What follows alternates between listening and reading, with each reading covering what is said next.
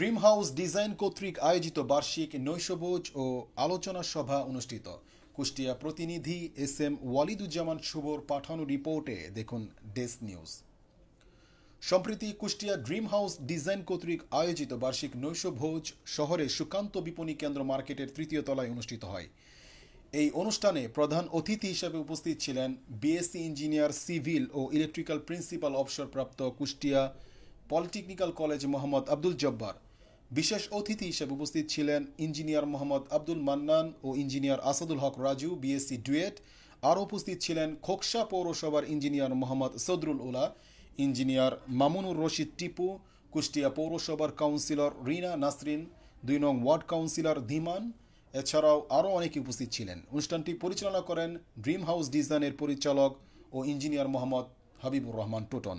Ehsanur Rahman, desk news, BMF television.